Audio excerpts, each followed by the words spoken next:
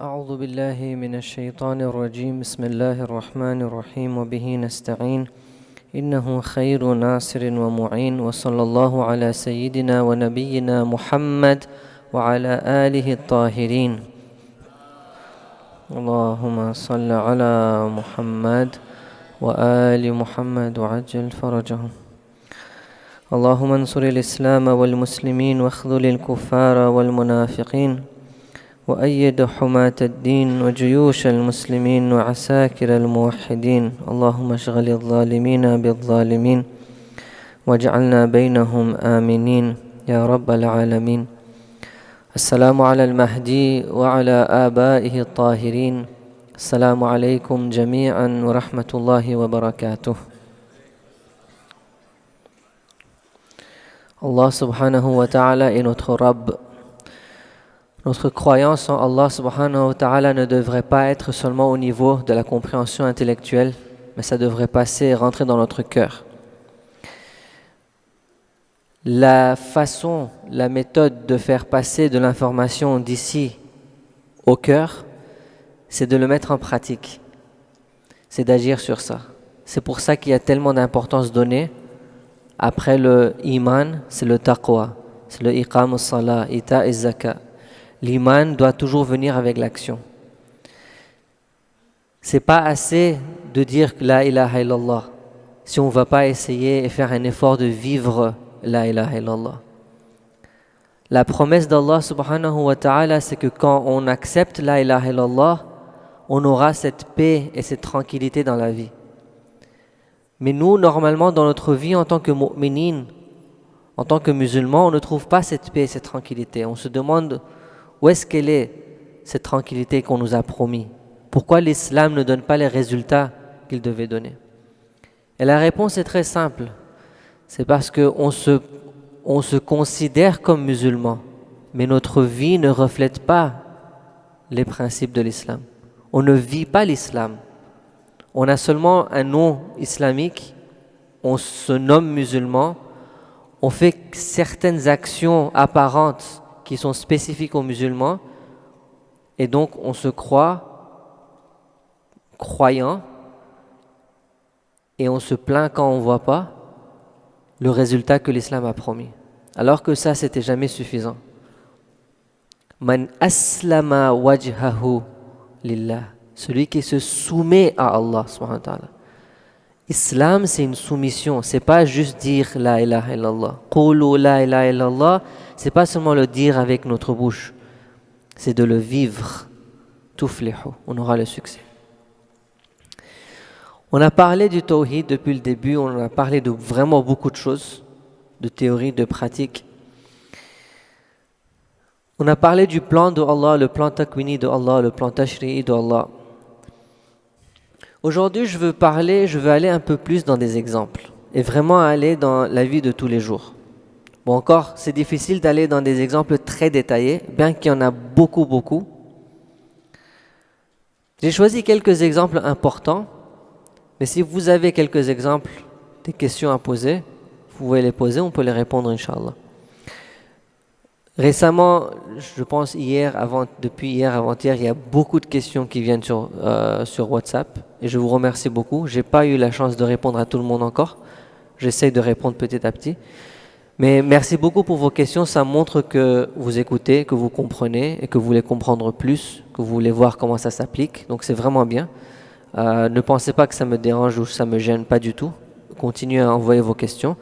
Et si vous voyez que je n'ai pas pu répondre, ça fait quelques jours, juste envoyez-moi un petit rappel, comme ça je peux vous répondre, Inch'Allah. La discussion d'hier et avant-hier, quand il s'agissait du plan financier de Allah dans notre vie, du côté takwini et tashri'i, on a sûrement remarqué, on était un peu gêné, parce que c'est un endroit qui fait un peu mal. Parce que l'argent, c'est quelque chose de très sensible dans notre vie. Et quand on doit se soumettre à Allah dans le domaine de l'argent, c'est un peu difficile. Il y a beaucoup à faire confiance. Et la question revient, pourquoi est-ce qu'on n'est pas prêt à se soumettre totalement au plan tashri'i de Allah, Alors qu'on a compris que c'est lui qui est en contrôle, on a compris que c'est lui le Rabb, on a compris que c'est lui qui contrôle, il a le pouvoir sur tout, il sait tout ce qu'il veut pour nous c'est le khayr. Pourquoi quand même on se sent comme si on ne veut pas lâcher?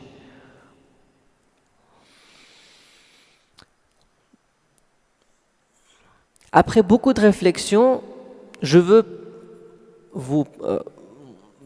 discuter 5 raisons, mais il y en a beaucoup plus. Je vais discuter 5 raisons les plus importantes aujourd'hui, en utilisant des exemples, Inch'Allah. La première raison, c'est qu'on n'a pas la capacité de faire tawakkul. On n'est pas prêt à lâcher, on n'est pas prêt à faire tawakkul. On n'est pas prêt à avoir confiance. Donc par exemple, l'exemple que j'ai donné hier. Un garçon vient de demander la main de votre fille. C'est un jeune garçon, il n'a pas encore commencé à travailler. Peut-être première année d'université, deuxième année d'université.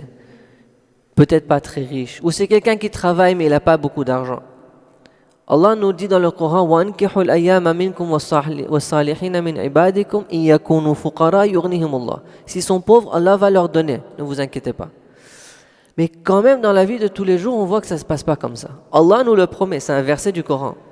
On ne peut même pas dire non, c'est un hadith, le hadith n'est pas authentique, toutes ces histoires qu'on veut amener normalement quand quelque chose ne nous plaît pas dans l'islam. Ça, c'est un verset très clair du Coran. Alhamdulillah. Allah nous dit que c'est pas grave si la personne est pauvre, s'ils n'ont pas beaucoup d'argent. Allah va donner. On a des hadiths qui nous disent que Allah va donner le risque. Vous cherchez du risque, mariez-vous.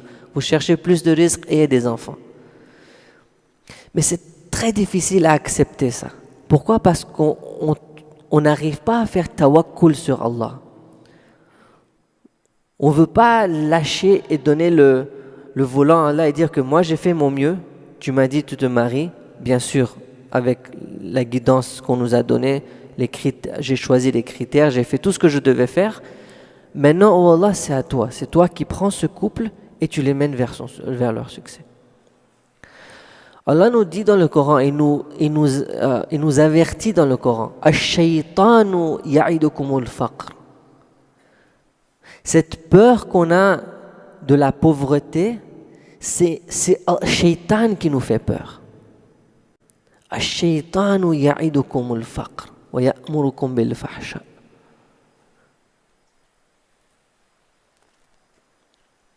Il faut qu'on réfléchisse sur notre vie. Quand j'ai cette peur envers la pauvreté, j'ai peur que je serai pauvre et je prends des décisions basées sur ça seulement, il faut que je sache que ça vient de Shaitan. Allah m'a promis de me donner l'argent. Shaitan me promet la pauvreté. Je ne suis pas prêt à avoir confiance à Allah.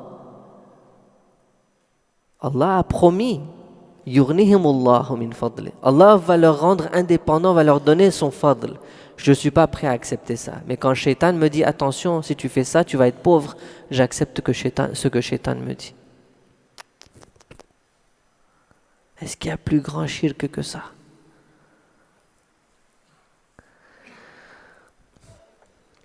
Quand on parle du mariage, on ne dit pas qu'il faut rentrer dedans sans réfléchir. Bien sûr, il faut avoir des plans financiers. Il faut réfléchir sur comment on va faire. Parfois, c'est parce qu'on s'est créé une idée de comment on veut vivre qu'on n'arrive pas à prendre certaines décisions. On s'est décidé que je veux vivre à ce niveau-là. Donc maintenant, le jeune, il veut se marier, mais il ne pourra pas vivre à ce niveau. Donc il est trop pauvre pour moi, pour ma fille. Alors que peut-être que c'est un changement de mindset, de perception. Pourquoi est-ce que j'ai décidé que le début de ma vie en couple doit être ici? Je dois avoir une maison, je dois avoir une voiture, je dois avoir de l'argent, assez d'argent dans ma banque.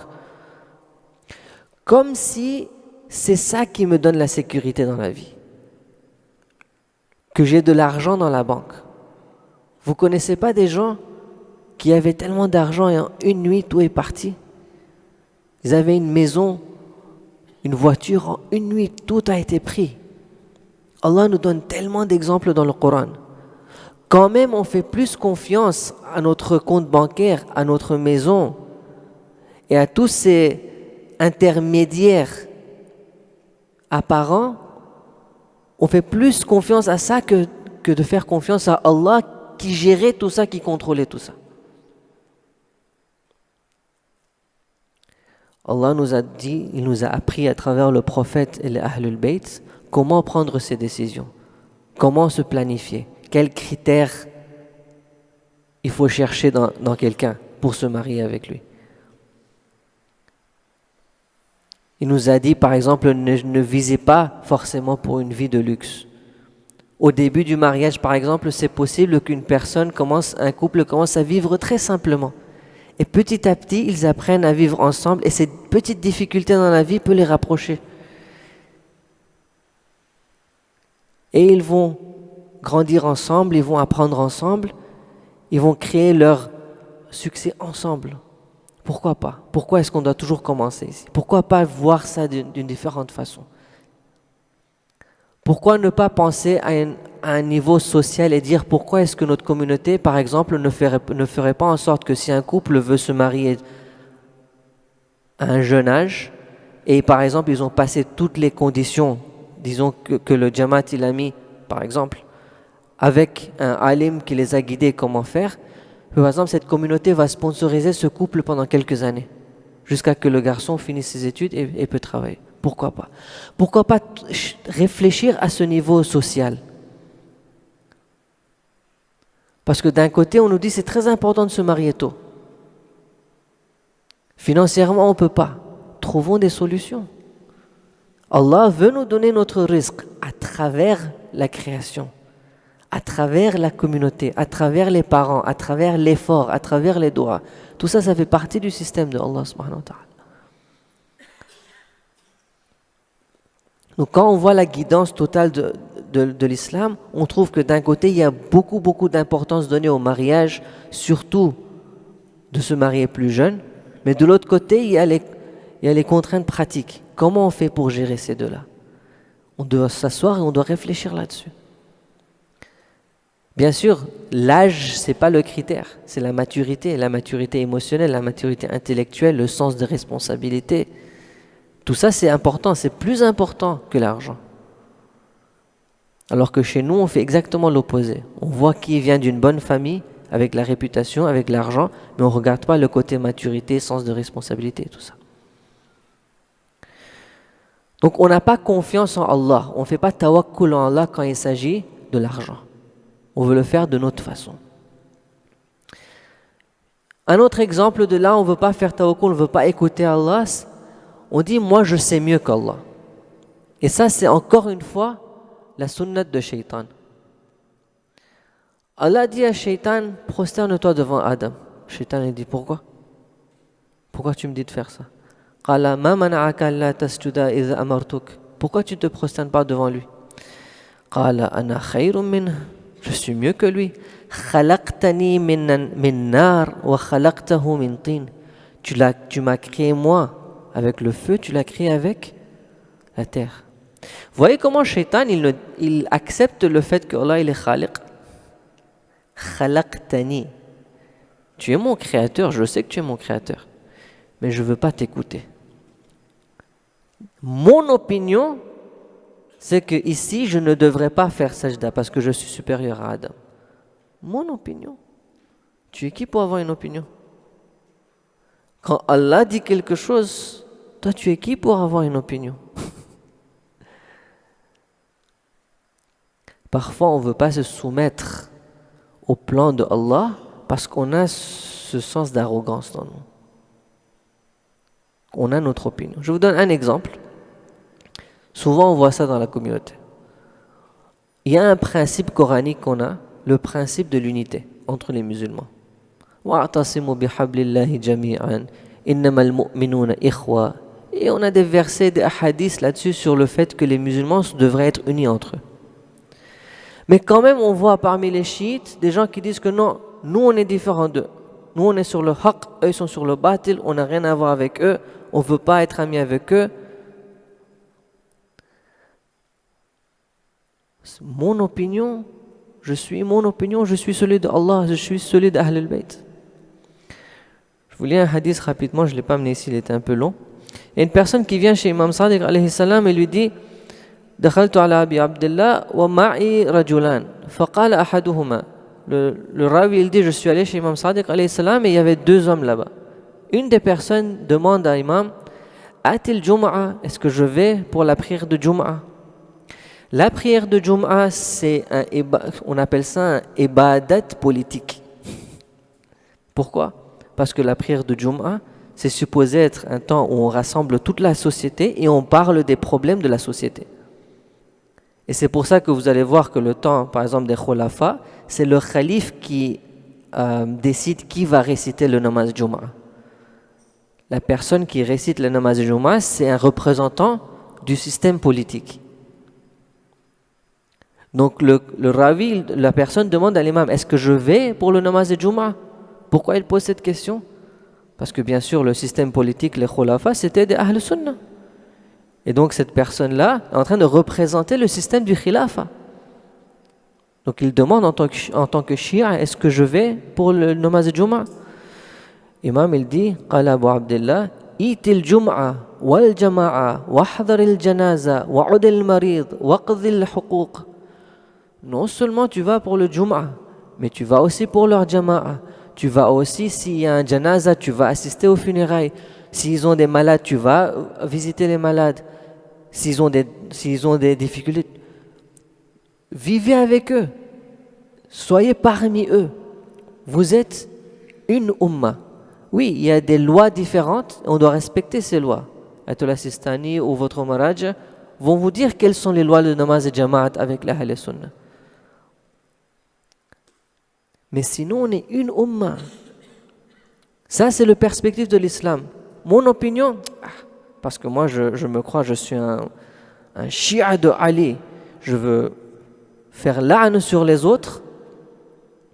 Je me crois comme si j'ai beaucoup cet amour d'Amir al-Mu'minin, je dois faire tawalla et tabarra. Et donc, je vais contre un principe coranique, contre un principe d'Ahlul Bayt. Mon opinion est plus important que celui de l'imam.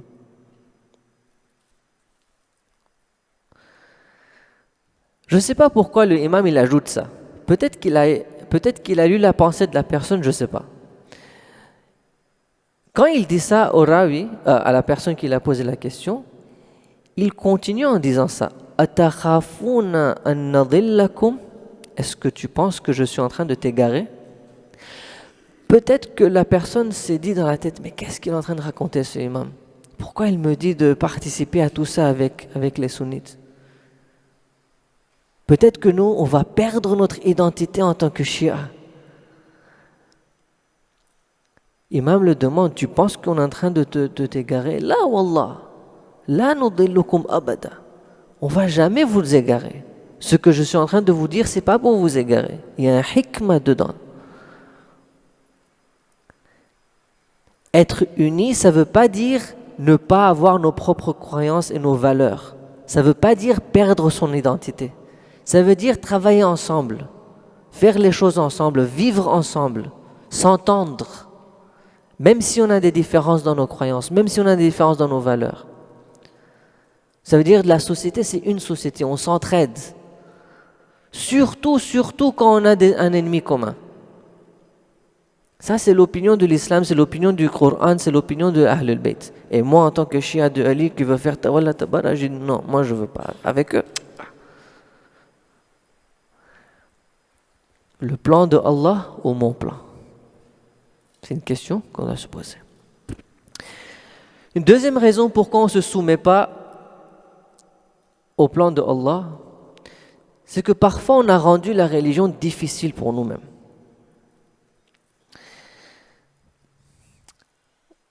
Il y a une histoire, vous l'avez tous entendue, je suis sûr. Il y a une personne son voisin s'est converti du christianisme à l'islam. Le matin, son voisin, le musulman, c'est qui? C'est moi, viens, on va à la mosquée pour prier. Le nouveau musulman, il s'habille, il va à la mosquée pour prier namaz al-fajr. Il prie namaz al-fajr, il se lève pour partir et le gars lui dit, mais tu vas où?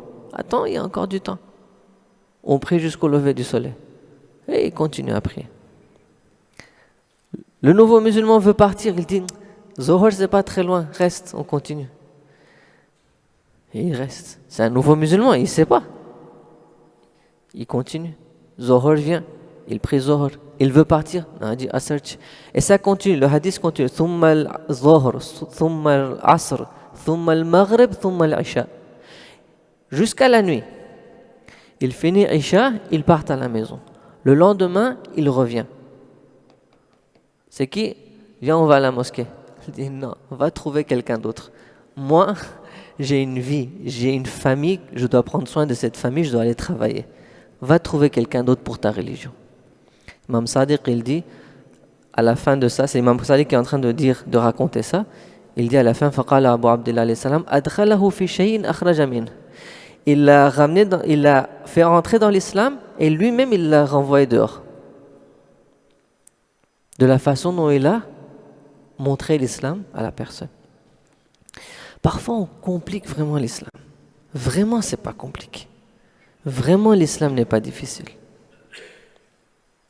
Parfois on fait des choses, on impose certaines choses sur les autres. Vous voyez, si on veut imposer quelque chose sur soi-même, ça c'est mon problème à moi. Mais je n'ai pas le droit d'imposer ça aux autres. Vous savez, le namaz de Jamaat, on nous dit en tant qu'imam Jamaat, gardez le namaz le plus court possible. Pourquoi? Parce qu'il y a le reste du monde, ils ont du travail, ils ont des choses à faire. Peut-être quelqu'un il a mal au dos, quelqu'un a mal au genou, je ne sais pas. Rapidement, on prie un namaz et peut-être les gens veulent partir. Alors maintenant, nous, dans notre communauté, alhamdoulilah, on a créé une culture, après namaz, on a taqibat, et puis on a ziyarat, et puis on a musafaha. Maintenant, quelqu'un a besoin de partir. Directement, regarde ce gars-là, on a tiré tôt jusqu'à la fin. Mais c'est pas wajib, si quelqu'un veut partir, vraiment il a envie de partir, il peut partir. Pourquoi est-ce qu'on le juge? Vous savez ce que ça donne?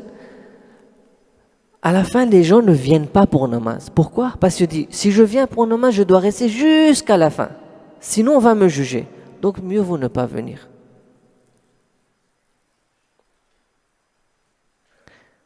La personne n'a pas de problème avec le masjid. Elle n'a pas de problème avec le namaz. Il veut prier namaz.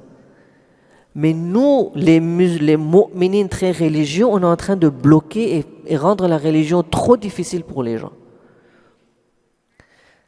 C'est une bonne chose de créer une culture de dua et de tout ça. C'est une très bonne chose, on doit continuer. Mais il ne faut pas s'attendre à ce que tout le monde doit respecter exactement le système qu'on a créé. Donnons un peu de flexibilité aux gens s'ils veulent rester ou s'ils veulent partir.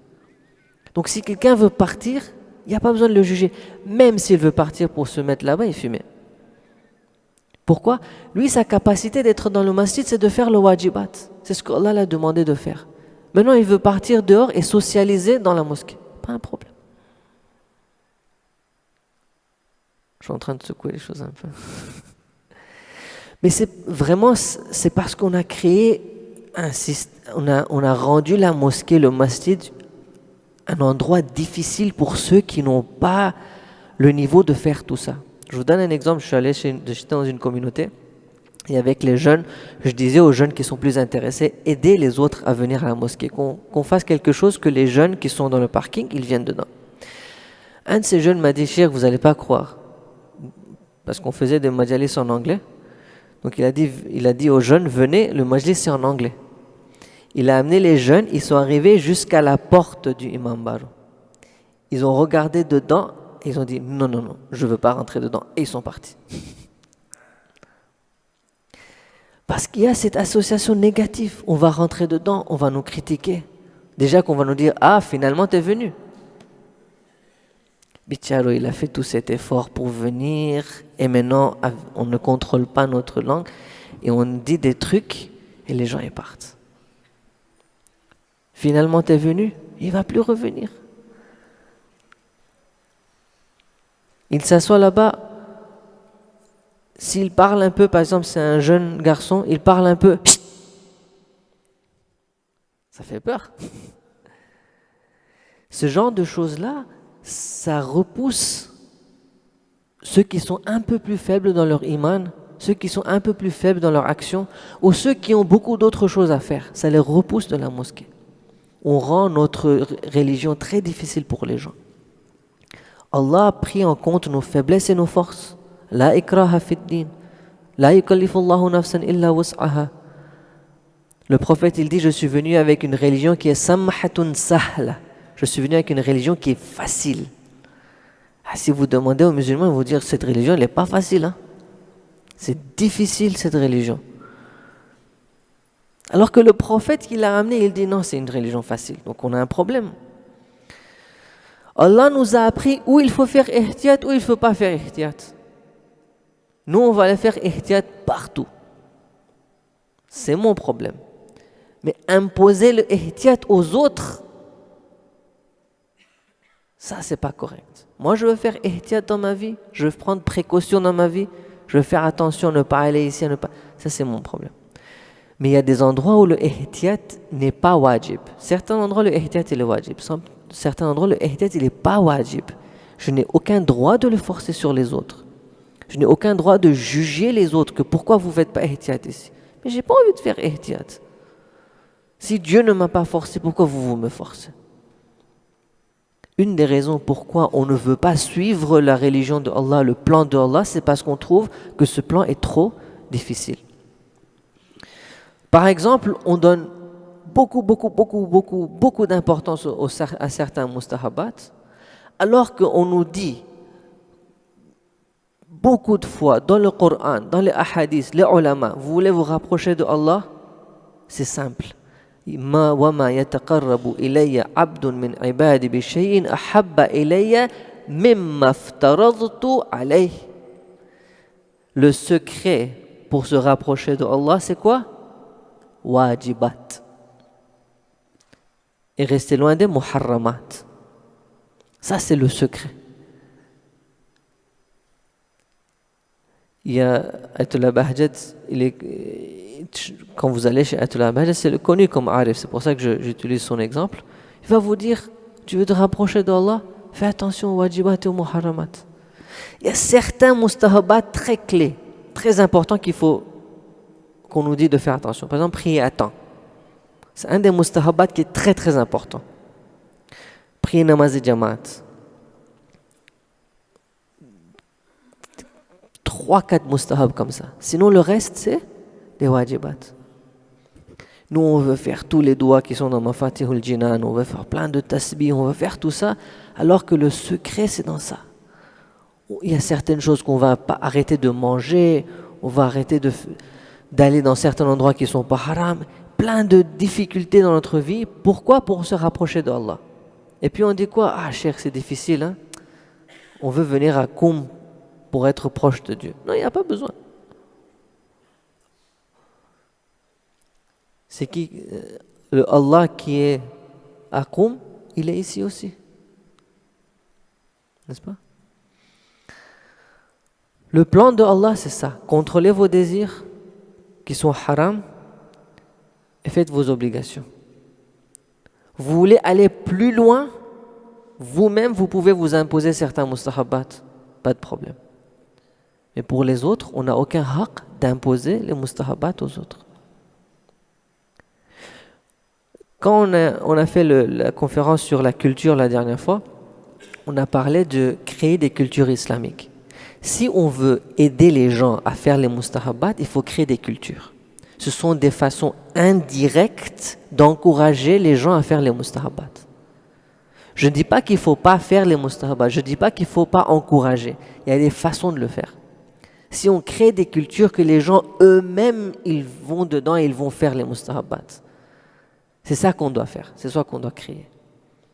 Encore une fois, ça c'est quelque chose qu'il faut s'asseoir, réfléchir dessus et voir comment on peut créer ces cultures. La troisième raison pourquoi beaucoup de gens ne se soumettent pas au plan tashri'i d'Allah, c'est qu'on veut faire les choses de la façon dont on le comprend dans notre compréhension limitée, avec notre connaissance limitée.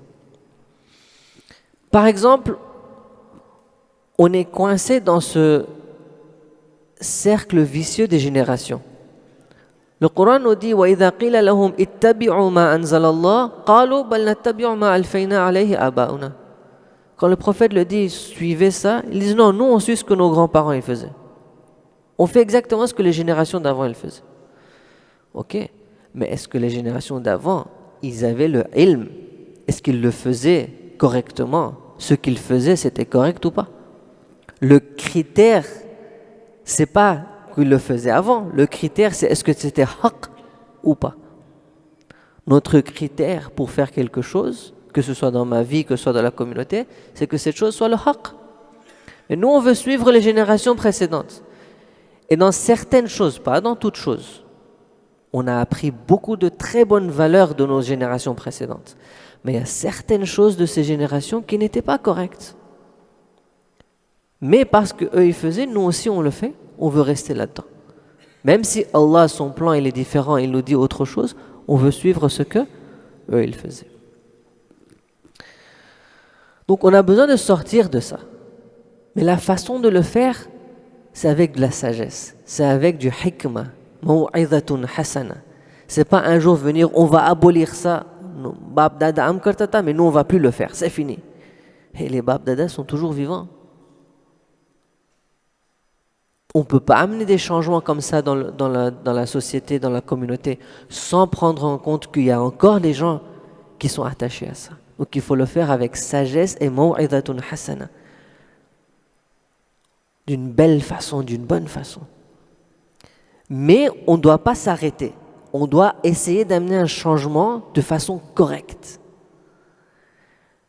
Il y a deux extrêmes. On fait exactement ce que les gens faisaient dans le passé. L'autre extrême, les jeunes d'aujourd'hui, il faut tout laisser, tout ce qui se passait avant, on doit amener une révolution. Venons au milieu. Allah nous a appris comment amener un changement. Il nous a appris les akhlaq de comment amener ces changements. Le plan de Allah, le plan tashri'i de Allah inclut tout ça. Il ne nous dit pas seulement faites des révolutions, il nous apprend comment faire des révolutions. Comment parler aux parents, comment parler aux grandes personnes. Comment faire une stratégie dans le long terme qu'on puisse amener des changements. Et pour ça, il faut la volonté. Il faut la volonté du changement, mais il faut aussi vouloir le faire de la façon dont Allah veut le faire. Pas moi. Moi, je veux amener ce changement.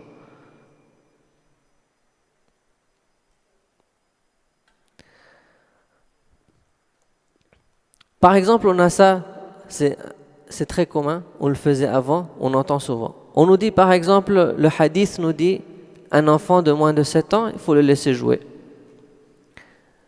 La génération d'avant va nous dire, mais nous on ne faisait pas ça comme ça avant. Avant nos enfants, tout ça nikeira. Nous, dès le jeune âge, il y avait discipline, c'était strict, amkoro, amnakoro. C'est vrai, pelam kartata. Mais est-ce que c'est ça que Allah voulait? Est-ce que c'est ça ce que l'islam nous a appris? Est-ce qu'on va continuer les mêmes habitudes que les générations précédentes alors que maintenant on a une nouvelle connaissance? Dans le talbiyat des enfants, maintenant on comprend. Avant c'était dans les livres de hadith, personne n'avait ouvert pour lire. Personne entre nous. Dans le Hawza, ça fait des années et des années qu'ils travaillent là-dessus. Nous, maintenant c'est récent. Récemment on vient d'apprendre ça. On a commencé petit à petit à apprendre le talbiyat des enfants, ça se passe comment. Et on a appris que par exemple les enfants avant 7 ans, il faut les donner un peu de liberté. Ils peuvent courir, ils peuvent faire un peu de bruit, ils peuvent jouer, c'est pas grave. Est-ce qu'on va rester sur ce que faisait notre génération précédente et dire que mais ça marchait à l'époque, donc ça va marcher aujourd'hui? Ou est-ce qu'on va se dire non, il faut qu'on amène un changement? Maintenant, comment le faire? Comment amener un changement? Les jeunes parents, par exemple, j'ai vu ça souvent. Ils veulent amener ce changement, les grands-parents ne sont pas prêts à le faire. Et il y a des disputes entre grands-parents et parents. À propos de quoi? Le talbiyat des enfants. L'islam nous apprend comment amener un changement. Le respect des parents doit toujours être là. Donc une des raisons pourquoi on ne veut pas se soumettre à la façon de Allah, c'est parce qu'on est habitué à faire des choses d'une façon comme les générations d'avant. Il faut commencer à changer les choses. Mais quand on essaie de changer les choses, il faut qu'on le fasse d'une façon correcte. Je veux amener un nouveau système dans la communauté, il y a une façon de le faire. Dans ma maison, je veux amener des changements, il y a une façon de le faire. Il y a des gens qui ne sont pas prêts, qui n'aiment pas le changement. Il faut voir comment gérer avec eux. À travers la communication, à travers différentes façons pour amener ces changements. Je donne ces exemples un peu, parce que quand on a parlé de talbiyat des enfants, il y a toujours ces questions-là qui viennent. Donc là, je le mets dans ce contexte du tawhid. Notre talbiyat des enfants, c'est lié à notre tawhid. Comment vous allez faire talbiyat des enfants? Si votre tawhid il est fort, si vous avez décidé de vous soumettre au plan de Allah, vous allez poser la question, c'est quoi le plan de Allah quand il s'agit de talbiyat des enfants? C'est quoi le plan de Allah quand il s'agit de mes responsabilités en tant que maman, en tant que papa, en tant que grand-parent? Ça, c'est des questions qu'on va se poser. Et les réponses sont là. Mais il faut d'abord qu'on veuille ces réponses, qu'on cherche ces réponses. Et quand on les cherche, elles vont venir. Une quatrième raison pourquoi on n'accepte pas le plan de Allah, c'est qu'on n'est pas prêt à sacrifier certaines choses pour Allah. On ne veut pas lâcher, on ne veut pas sacrifier. On veut que tout marche exactement comme ça. Je ne veux pas qu'il y ait quelque chose de moins dans ma vie. Je veux accepter Allah, je veux me soumettre à lui. Mais il ne faut pas que je perde quelque chose. Encore l'exemple des enfants, je ramène le même exemple. Quand on parle de talbiyat des enfants, on dit que les enfants devraient avoir la liberté de jouer, de courir, de sauter, de crier. Et de l'autre côté, on veut avoir une maison avec des vases et des pots et des, décorations. Et on ne veut rien changer de tout ça. Je veux que ma maison soit très belle. Il y a les voisins qui viennent de temps en temps et il faut qu'ils voient.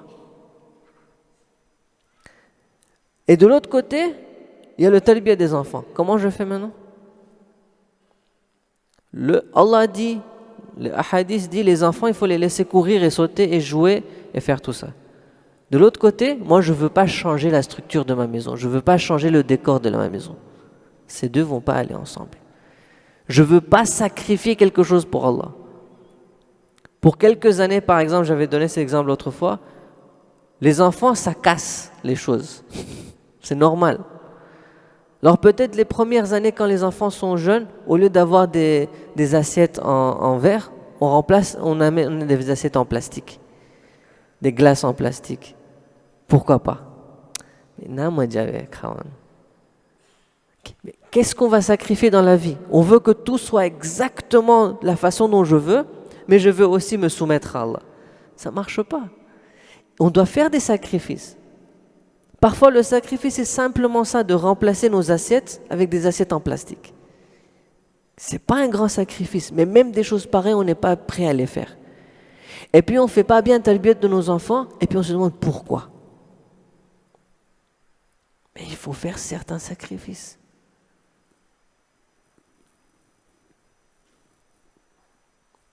Parfois, il faut dépenser un peu d'argent. Parfois, peut-être, il y a même besoin, par exemple, de changer de maison. Parce que, par exemple, ce quartier, il n'est pas bien pour mes enfants, l'autre quartier, il est mieux. Par exemple, je dis. Il y a certains sacrifices à faire pour qu'on puisse se soumettre au plan de Allah.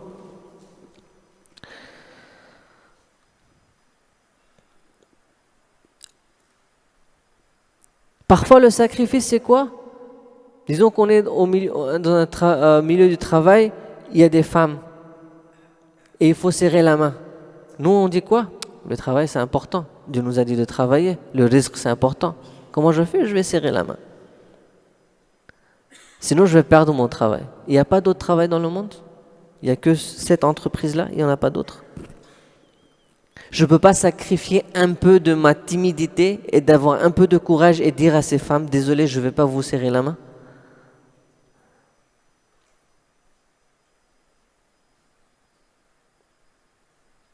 Avec les jeunes, on parle beaucoup de ça. Et entre nous, on se partage des histoires, des anecdotes, et vous allez voir beaucoup de gens ont des histoires où ils ont fait ces sacrifices, et c'est possible de le faire. Parfois, c'est la culture. On veut pas qu'on nous regarde de mal, donc par exemple, on va même faire la bise. Pourquoi? Bon, c'est la culture. Le sacrifice pour Allah, c'est où? Nous, on a des gens qui sont en train de sacrifier leur vie pour Allah. Ils sont en train de sacrifier les membres de leur famille pour Allah. Nous, on n'est pas prêt à sacrifier une bise. Un peu de notre honneur.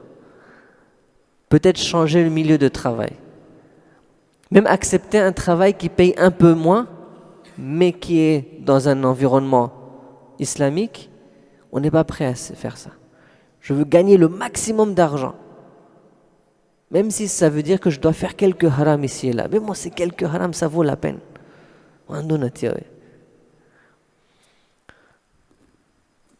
Qu'est-ce que je suis prêt à sacrifier pour Allah subhanahu wa ta'ala? Bon, il y a d'autres points. Le temps est fini, donc je ne vais pas rentrer dedans. Ça, c'est juste pour nous faire réfléchir. Et ça, c'est quelques exemples. J'en ai encore beaucoup. Beaucoup d'exemples où dans notre vie, on n'est pas prêt à lâcher, on n'est pas prêt à faire tawakkul. Je dois réfléchir sur ma vie et voir si je veux vraiment profiter de ce que Allah a promis. Je vais sur le dernier slide rapidement. Ya ayyuhalladhina amanu hal adullukum ala tijaratin tunjikum min adhabin alim. Oh, vous qui avez cru, vous avez dit la ilaha illallah, je veux faire un échange avec vous. Vous avez dit la ilaha illallah, tu'minuna billahi wa rasulihi wa tujahiduna fi sabilillah bi amwalikum wa anfusikum. Venez, on fait un échange. Vous croyez en moi, ça veut dire quoi? Vous acceptez mon plan. En échange, je vais vous donner quelque chose. Déjà, ce que je vais vous donner, dhalikum khayrun lakum. Ce que je vais vous donner, c'est beaucoup mieux pour vous. In kuntum ta'lamun, si seulement vous saviez. Et il cache qu'on savait c'est quoi ce khayr. Et il nous donne quelques exemples. Yaghfir lakum dhunubakum. On a commis tellement de péchés. Déjà, tout ça, ça va partir. Tous les péchés seront pardonnés. Wa yudkhilkum jannatin tajri min tahtiha al-anhar. Vous aurez des paradis. وَمَسَاكِنَ طَيِّبَةٍ فِي جَنَّاتِ عَدْنٍ ذَلِكَ فَضْلُ الْعَظِيمِ. Dans l'autre monde, vous aurez le paradis, vous aurez le bonheur éternel. Et dans ce monde, وَأُخْرَى تُحِبُّونَهَا, je vais vous donner une autre chose que vous aimez, que vous allez aimer. نَصْرٌ مِّنَ اللَّهِ وَفَتْحٌ قَرِيبٌ وَبَشِّرِ الْمُؤْمِنِينَ. Et dans ce monde, je vais vous donner du succès, je vais vous aider dans ce monde. Dans l'au-delà, vous aurez votre paradis et dans ce monde, vous aurez du succès, vous aurez l'aide de Allah, le soutien de Allah dans tout ce que vous faites dans votre vie. وَمَنْ يَتَّقِ اللَّهَ يُخْرِجْ لَهُ مَخْرَجًا. C'est correct? C'est pas exactement. Si quelqu'un fait taqwa, Allah va l'aider dans les situations difficiles. Il suffit de faire taqwa, il suffit de se soumettre au plan de Allah subhanahu wa ta'ala. Il faut qu'on arrête de tenir très fort et de dire non, je ne veux pas lâcher. Il faut qu'on apprenne à lâcher. Allah prend. Tu m'as promis? D'accord. Faites une réflexion dans votre vie à vous-même. Où est-ce que je ne suis pas prêt à lâcher? Je sais que Allah a dit de faire ça, mais moi, je n'ai pas envie de lâcher. Et puis on peut voir comment changer ça. Et quand vous n'avez pas envie de lâcher, rappelez-vous de ça. Que si je lâche et je laisse Allah prendre en contrôle, il y aura du bien dedans. Allah qui contrôle, il peut contrôler beaucoup mieux que moi. Il peut contrôler beaucoup mieux que moi. Ce qui va se passer dans ma vie, ça sera khayr. Il va m'amener vers mon bonheur ultime. Toutes ces choses vont se passer. Il faut juste que je lâche. Et que j'ai confiance en Allah subhanahu wa ta'ala. Wa sallallahu ala sayyidina Muhammad wa ala alihi tahirin.